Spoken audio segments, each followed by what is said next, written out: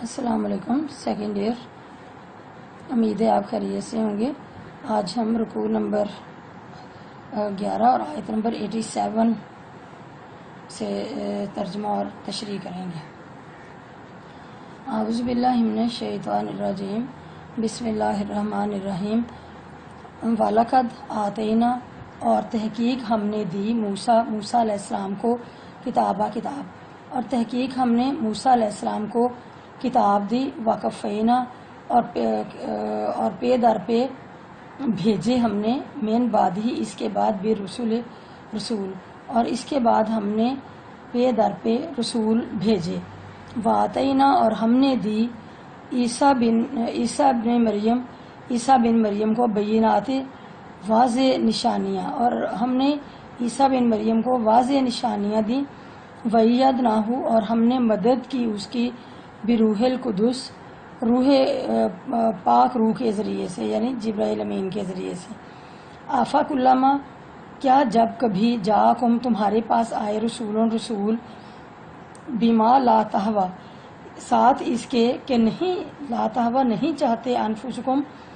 تمہارے نفس تمہارے دل، استکبرتم تو تم نے تکبر کیا، فریقاً ایک گروہ کو، کذبتم تم نے کذبتم چھٹلا دیا، و فریقاً اور ایک گروہ کو، تقتلون تم قتل کرتے تھے۔ اب اس آیت میں یہ وَلَقَدْ آتَيْنَا موسیٰ، اور تحقیق ہم نے موسیٰ علیہ السلام کو دی کتاب، اور تحقیق ہم نے موسیٰ علیہ السلام کو کتاب دی۔ اب کتاب سے مراد جو ہے وہ یہاں پہ ہے تورات۔ حضرت موسیٰ علیہ السلام کو اللہ تعالیٰ نے تورات دی، موسیٰ علیہ السلام یعنی تورات جیسی مقدس کتاب اللہ تعالیٰ نے دی، کیونکہ یہ الہامی کتابوں میں پہلی کتاب تھی تورات، اور اللہ تعالیٰ کی طرف سے صحیح احکامات پہ مشتمل تھی، لیکن بعد میں انہوں نے تبدیلی کر کے، اس میں تحریف کر کے اس کو اصل صورت جو ہے وہ ختم کر دی اور اپنی مرضی کے مطابق احکامات شامل کر لیے۔ اس کے باوجود قوم بنی اسرائیل اس پر ایمان نہیں لائے، موسیٰ علیہ السلام پر ایمان نہیں لائے، حالانکہ اتنی مقدس کتاب جو حضرت موسیٰ علیہ السلام پر اللہ تعالیٰ نے نازل کی اور جو صحیح احکامات پہ مشتمل تھی، لیکن یہ ان کی جو ہے وہ ہٹ دھرمی کا عالم تھا قوم بنی اسرائیل کی، کہ وہ اس پر بھی ایمان نہ لائے۔ ان کی نافرمانیوں، بد اعمالیوں اور قانون الہی کی مخالفت کی وجہ سے ان پر کئی مرتبہ اللہ تعالیٰ نے عذاب بھی نازل کیا، مگر پھر بھی یہ چونکہ ہٹ دھرم قوم تھی، ضدی قوم تھی، نافرمان قوم تھی، تو لیکن پھر بھی یہ اپنی حرکات سے باز نہیں آئے۔ اس کے بعد ہے کہ وَقَفَّيْنَا مِن بَعْدِ رسول کے، اس کے بعد پھر پے در پہ رسول آئے، یعنی حضرت موسیٰ علیہ السلام کے بعد اللہ تعالیٰ نے یہودیوں پر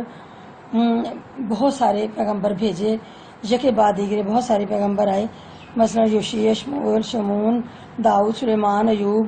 شعیہ، عزیز، حزقیل، یونس، زکریا، یحییٰ، الیاس وغیرہ وغیرہ، یعنی یہ سارے پیغمبر جو ہیں یہ حضرت موسیٰ علیہ السلام کے بعد جو ہے اللہ تعالیٰ نے بھیجے اس قوم کی ہدایت اور یعنی قوم بنی اسرائیل کی ہدایت اور رہنمائی کے لیے۔ اس لیے بنی اسرائیل کو یعنی اتنے سارے چونکہ یکے بعد دیگرے پیغمبر آئے، تو اسی وجہ سے بنی اسرائیل کو یہ گھمنڈ تھا، ان کو اس تکبر تھا، غرور تھا کہ ہم تو انبیاء زادے ہیں، کہ عیسیٰ علیہ السلام بنی اسرائیل کے آخری نبی ہیں۔ وہ کہتے ہیں کہ ہم تو انبیاء زادے ہیں، ہم پہ تو اللہ تعالیٰ نے اتنے زیادہ نبی بھیجے ہیں، اور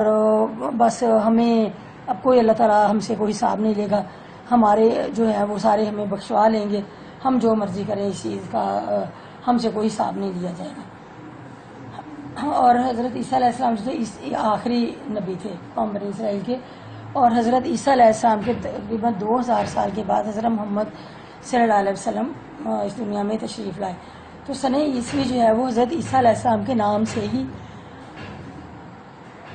جاری ہوتا ہے۔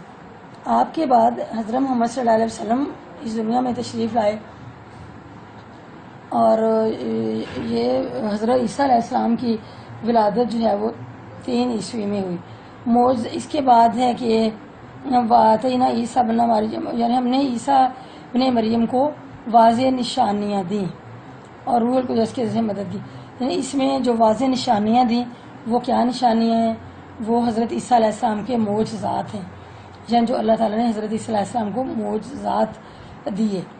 تو حضرت عیسیٰ علیہ السلام حضرت مریم کے بیٹے تھے اور اللہ تعالیٰ نے ان کو کھلے معجزے اور روشن نشانیاں عطا فرمائیں. اب اللہ تعالیٰ نے ان کو معجزے دیے، جیسے یہ تھا کہ یہ ایک کوڑی، ایک مرض ہوتی ہے، کوڑی کو اچھا کر دیتے تھے، یعنی وہ تکلیف جو ہے وہ ختم نہیں ہوتی لیکن یہ اس کو بھی اچھا کر دیتے تھے. اور اندھے کو بینائی مل جاتی تھی، یہ بھی اللہ تعالیٰ نے ان کو معجزہ دیا تھا. اور یہ تھا کہ یہ مردوں کو زندہ کر دیتے تھے، یہ بھی اللہ تعالیٰ کی طرف سے معجزہ ان کے لیے تھا. اور یہ تھا کہ مردوں کو زندہ کر دیتے تھے اور انہوں نے اپنے دور میں بہت سارے مردوں کو زندہ بھی کیا اور انہوں نے اپنے طبعی زندگی گزاری اور بلکہ ان سے اولاد بھی ہوئی اور پھر ان کی وفات ہوئی. اور اس کے بعد یہ ان کا ایک اور معجزہ تھا کہ یہ گہوارے میں ہی باتیں کرنے لگ گئے تھے کہ جب قوم نے ان کی والدہ پہ تہمت لگا دی تھی کہ بغیر باپ کے یہ بچہ کہاں سے لائی ہو، تو اس وقت حضرت عیسیٰ ایسا بہت چھوٹے تھے اور یہ گہوارے میں ہی انہوں نے باتیں کرنا شروع کر دیا اور بتا دیا کہ میری ماں نیک اور پاک باز خاتون ہے اور میں اللہ تعالیٰ کی طرف سے بھیجا ہوا نبی ہوں. اور کتاب اور حکمت اور توریت اور انجیل کا علم، یہ ساری باتیں جو ہیں یہ معجزہ تھیں. اور کیونکہ اللہ تعالیٰ کی طرف سے ان کو معجزے دیے گئے تھے اور قوم ان کی ایسی نافرمان تھی کہ وہ یہ معجزے کے دیکھنے کے باوجود بھی ان کو نہیں مانتے تھے. اس کے بعد ہے روح القدس. تفسیر ابن کثیر میں ہے کہ اس میں ابن کثیر لکھتے ہیں کہ روح القدس سے مراد حضرت جبرائیل علیہ السلام ہے، جسے قرآن پاک میں ایک مقام پر نازلہ بہ روح الامین، سورہ شعراء میں ہے کہ اے روح الامین، اسے روح الامین لے کر اترتے ہیں. یعنی کس کو لے کر اترتے ہیں؟ اس کتاب کو لے کر اترتے ہیں، یعنی فرشتہ جو ان کی تائید فرماتے تھے. تفسیر مظہری میں ہے کہ اس سے مراد وہ روح بھی ہے جو عیسیٰ علیہ السلام کے اندر اللہ تعالیٰ نے پھونکی تھی، اور پاک سے مراد اللہ تعالیٰ ہے. تعظیم کے لیے اللہ تعالیٰ نے اپنی ذات پاک کی طرف نسبت فرمائی ہے، جیسے بیت اللہ یا دوسرے معنی میں قدس روح کی صفت ہے. اور یہ جبرائیل علیہ السلام اور عیسیٰ علیہ السلام کو گناہوں سے پاک ہونے کی وجہ سے ایسا فرمایا ہے. حضرت عیسیٰ علیہ السلام کی ولادت میں شیطان جو ہے وہ ان سے دور رہا. نا عام طور پہ ہوتا ہے کہ بچہ پیدا ہوتا ہے تو شیطان کو چھو لیتا ہے اور وہ اسے رونے لگتا ہے، لیکن سائنس جو ہے وہ اس سے الٹ ہے. اس طرح حدیث میں ہے کہ جو بچہ آدم علیہ السلام میں پیدا ہوتا ہے اسے ولادت کے وقت شیطان چھو لیتا ہے، تو سوائے مریم کے اور ان کے بیٹے کے یعنی عیسیٰ علیہ السلام کے،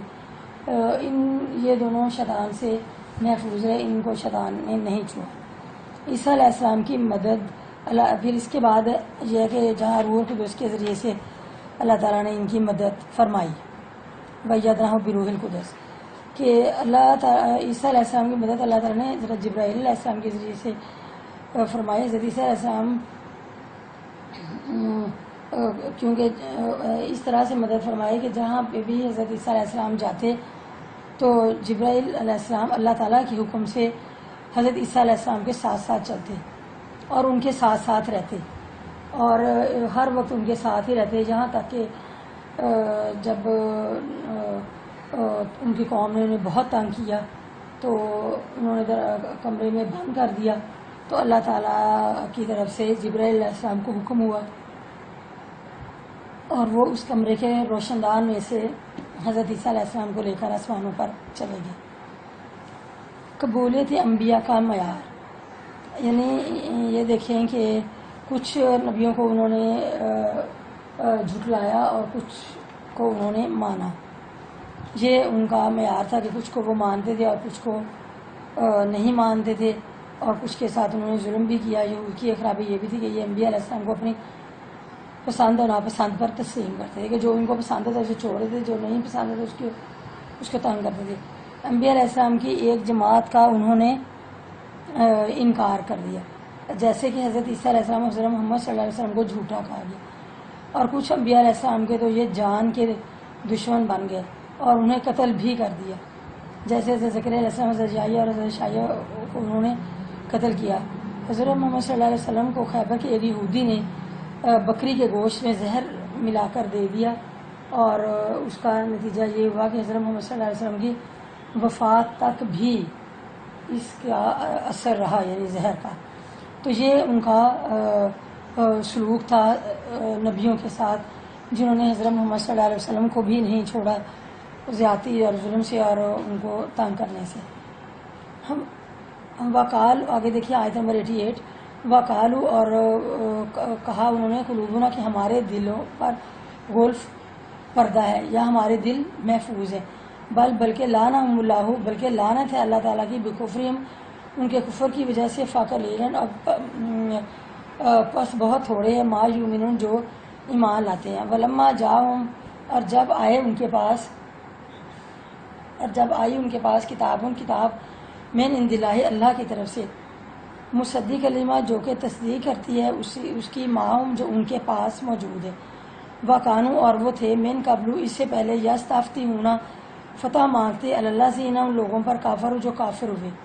اور اس سے پہلے وہ کافروں پر فتح مانگتے تھے، فلما جاءہم، پر جب آئی ان کے پاس وہ، ما عرفوا، تو جس کو پہچان لیا انہوں نے، کافروا، تو پھر انکار کر دیا انہوں نے بہی، اس سے، فلعنت اللہ، پس لعنت ہے اللہ تعالیٰ کی، علی الکافرین، کافروں پر، بس کافروں پر اللہ تعالیٰ کی لعنت ہے۔ اور اب یہ اس میں کہ اس آیت میں کہ انہوں نے کہا کہ ہمارے دلوں پر پردہ ہے، ہمارے دلوں پہ، یعنی بلکہ ان کے کفر کی وجہ سے، ان کے انکار کی وجہ سے ان پر اللہ تعالیٰ کی لعنت ہے۔ اس میں یہود کی ہٹ دھرمی کے بارے میں بتایا گیا ہے، بلکہ سخت الفاظ استعمال کیے گئے ہیں کہ ان کی ہٹ دھرمی، ضد، تکبر، کینہ پروری اور نفرت پر اس میں روشنی ڈالی گئی ہے، کہ یہ کہتے ہیں کہ ہمارے دل محفوظ ہیں، اور ان پر اللہ تعالیٰ نے لعنت کی۔ وہ کہتے ہیں ہمارے دل جو ہے محفوظ ہیں، بس کچھ بھی ہمیں ان پہ اثر نہیں ہوتا، اور نہ ہی کوئی چیز ہم پہ اثر کر سکتی ہے۔ تو اللہ تعالیٰ نے اسی بنا پر جو ہے وہ ان پر لعنت کی ہے، اور یہ سب ان کے کفر کی وجہ سے ہوئے۔ یہ اسی لیے کہ وہ ایمان لاتے ہیں، یہ بہت کم ایمان لاتے ہیں۔ یہود کہتے تھے کہ ہمارے دلوں پر غلاف ہیں، محفوظ ہیں، اور اس لیے ہم محمد صلی اللہ علیہ وسلم کی دعوت کو قبول نہیں کرتے، یعنی کہ ہمارے دلوں پہ پردہ ہے کہ ہم اس محمد صلی اللہ علیہ وسلم کی دعوت کو قبول کرنے سے قاصر ہیں، ہم نہیں سمجھ پاتے اس کو۔ ہم تو پہلے ہی وہ کہتے تھے کہ ہم ہدایت یافتہ ہیں، اس لیے ہمیں جو ہے وہ مزید ہدایت کرنے کی یا ہمیں کوئی راہ دکھانے کی ضرورت نہیں ہے۔ تو اللہ تعالیٰ نے ان کے کفر کی وجہ سے، ان کے انکار کی وجہ سے، ان کی ہٹ دھرمی کی وجہ سے ان پر لعنت کی، اور ان کو ہدایت سے محروم کر دیا، تاکہ وہ ایمان نہیں لائیں گے۔ اس کے بعد ہے کہ وہ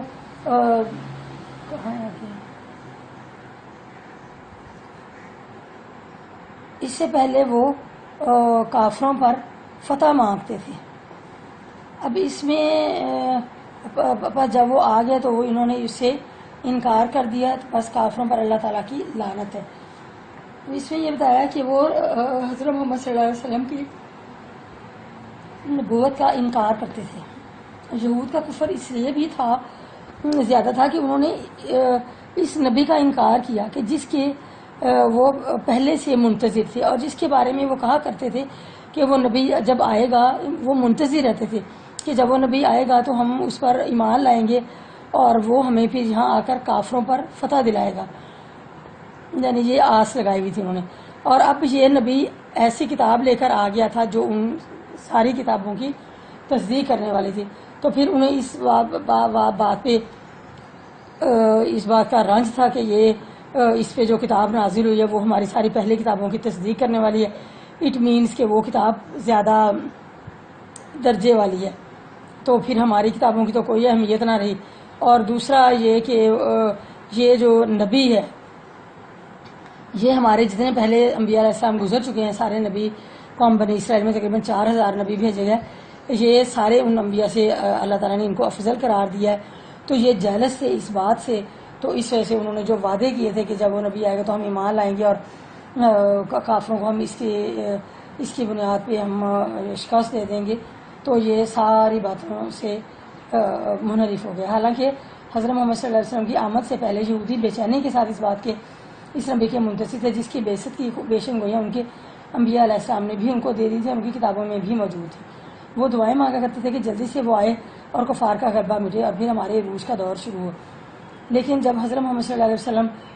تشریف لائے تو وہ ساری باتوں سے پھر گیا اور انہوں نے حضرت محمد صلی اللہ علیہ وسلم سے بھی منحرف ہو گیا کہ ہم ان کو آخری نبی نہیں مانتے، ہماری قوم میں سے جو ہے وہ نبی کیوں نہیں آیا آخری، اور ہم اس کو نہیں مانتے. اور انہوں نے اس کتاب سے بھی انکار کر دیا جو کہ توریت ان پہ نازل ہوئی تھی، اور جو حضرت محمد صلی اللہ علیہ وسلم پہ نازل ہوئی تھی، انہوں نے اس کتاب سے بھی انکار کر دیا کہ ہم اس کتاب کو بھی نہیں مانتے. لہذا نتیجہ کیا ہوا کہ وہ سارے کے سارے مخالف بن گئے. اور ام المومنین حضرت صفیہ ایک یہودی عالم کی بیٹی تھی اور ایک اور یہودی عالم کی بھتیجی تھی، یعنی وہ دونوں بھائی جو تھے وہ ان کے والد اور ان کے چچا یہودی عالم تھے. وہ فرماتی ہیں کہ جب نبی کریم صلی اللہ علیہ وسلم مدینہ تشریف لائے تو میرے باپ اور چچا دونوں آپ سے ملنے کے لیے گئے. بڑی دیر تک آپ صلی اللہ علیہ وسلم سے باتیں کرتے رہے. پھر جب گھر تشریف واپس آئے تو میں نے اپنے کانوں سے ان دونوں کو یہ باتیں کرتے ہوئے سنا کہ چچا کیا واقعی یہ وہی نبی ہے جس کی خبریں ہماری کتابوں میں دی گئی ہیں؟ تو والد: خدا کی قسم ہاں. چچا: کیا تم اس کا یقین ہے تمہیں؟ والد نے کہا کہ ہاں. پھر چچا نے کہا پھر کیا ارادہ ہے؟ والد نے کہا کہ جب تک جان میں جان ہے اس کی مخالفت کروں گا اور اس کی بات نہیں چلنے دوں گا، یعنی حضرت محمد صلی اللہ علیہ وسلم کے بارے میں انہوں نے کہا. ٹھیک ہے، یہ آج کے لیے اتنا کافی ہے. انشاءاللہ تعالیٰ کل ہم آگے آیت نمبر 90 سے پڑھیں گے.